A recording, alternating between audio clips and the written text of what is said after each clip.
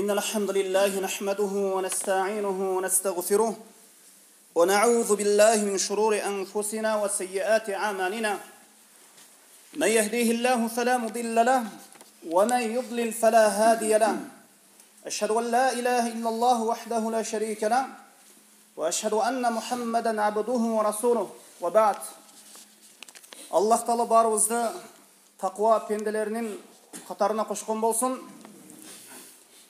Meçitlerдің eşiklerinin алдында отырып алып, адамдардың артынан ерчіп алып, тілемчілік қыла тұрғандарға ақша берсе бола ушунун өкімі эмне?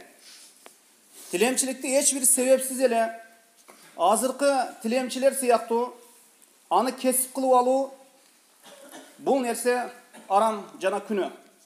Пайғамбарымыз саллаллаху алейхи вассалам хадисінде айтқан: ما يزال الرجل يسأل الناس حتى يأتي يوم القيامة ليس في وجهه مزعة لحم. Мына ушундай адамдар бар, адамдардан тилемчилик кылып сурай берет. Кыямат күнү келгенде жүзүндө бир кесим эти болбойт. Бир күндүк тамак ашы бар адамга тилемчилик кылуу арам делген. Ачынан өлбөйт. Эртеңки күнүн түйшүгүн кылбасын. Азыркы тилемчилер нан берсе, суу берсе кабыл албайт. Тамак берсе, мага акча бер дейт. Бул ачык далалат кылат, алар ачкалыктан сураган жок. Ушунчалык мал дүйнөсүн көбөйтүрүү максатта сурап жатат. Булар тилемчиликти кесип кылып жатат. Пайгамбарыбыз саллаллаху алейхи вассалам мына хадисинде айтат: "Мен саалан наса амвалахум такассуран фа иннама ясалу джамран фалиястакилла ва лиястакфир." Ким адамдардын малынан сураганда, малын көбөйтүрүү максатта сураса, бул адам тозок отун сурап жаткан экен. Кааласа азайтырсын, кааласа көбөйтүрсүн деп айткан. Эми бул лолулар дейбизби? Же тилемчилер, мечиттер эшигинин алдында отурган тилемчилер ушул нерсени кесип кылып алышкан тилемчиликти. Бул күнөө болот. Аларды мына ушул иштен кайтаруу максатта аларга бир нерсе бербесе инсан күнөөкөр болбойт. Анан мечиттер бир кесиптене турган жер кылып курулган эмес. Пайгамбарыбыз саллаллаху алейхи вассалам ошол бир хадисинде бир киши бир нерсесин жоготуп, мечитте ошол нерсесин издеп жүргөндө, мечитте бир кишинин жоголгон нерсесин көрүп, Аллах жоголгон нерсеңди кайтарбасын, мечиттер бул үчүн курулган эмес деп айткан. Бул жоголгон нерсени жарыялоо. Бул тилемчилер мечитке келип, тилемчилик кылып жатат. Туура Пайгамбарыбыз саллаллаху алейхи вассалам заманында дагы муктаж адамдар келип, Пайгамбарыбыз саллаллаху алейхи вассаламдан тамак сураган, бир нерсе сураган, Пайгамбарыбыз саллаллаху алейхи вассалам аларга берген жана аларды коноктогон. Садака берген, бирок ал сурап келген адамдар кесип кылып алган эмес, аны бир иш кылып алган эмес. Ар күн сайын мечиттин эшигинин астында отурган адам болгон эмес алар.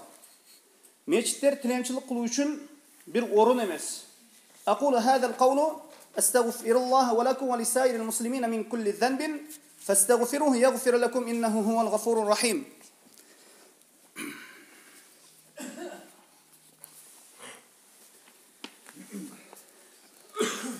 Bismillahirrahmanirrahim. Elhamdülillah ve salatu ve selamu ala Rasulillah ve ba'd. Bu tilemçilikten iki jamandığı var. Eğer kesip kılıp alsa. Meçitte urmat kılbao. Meçitte urmat kılbao. Jana ekincisi adamlardan akça surap жүрүүнүн да күнөөсү бар. Bir adam ушул tilemçiligin таштасын деген максатта бербесе ошол tilemчиге жакшы иште болот.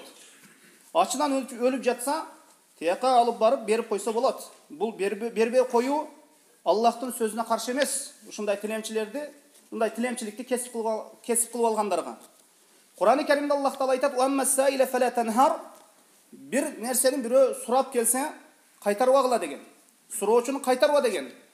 Суроочуну дегенде максат ошол сурап суранууну өзүнө кесип кылган адам эмес. Ас-саил деген муктаждыгы бар үчүн сурап жатат. Бир операциясына акча жетпей жатат. Же бир жумушуну бүтүрө албай калды, ошого муктаж болуп калды. Мына ушундай адамга берилет.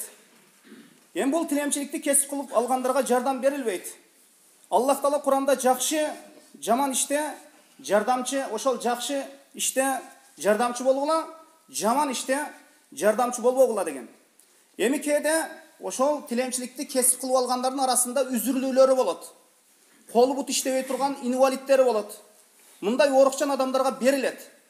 Бул инсандар тилемчиликти кесип кылып алса да арзыйт. 4 мүчөсү соп-соо болуп, анан инсан тилемчиликти кесип кылып алуусу арам жана күнөө. Ата бабасынан бери тилемчи болуп келген адамдарга эч нерсе берилбейт. Кебир тилемчилер ширк кылып жүрөт. Бир нерселерди түтөтүп соодаң болот деп ишин жүрүшөт деп.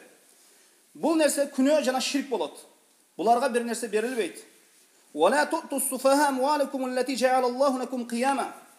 Аллах Таала жашооңордо иштетүү үчүн берген мал мүлктү эспастарга, мындайча айтканда акмактарга бербегиле деген. Ошондуктан тилемчиликти кесип кылып базарларда же мечиттерде отургандарга бир нерсе берилбейт. Эми буларды жакшы сөз айтып жийиркебей алыс кетсеңиз максатка ылайыктуу болот. Wallahu alam wa sallallahu ala Muhammadin wa alihi wa sahbihi wa sallam.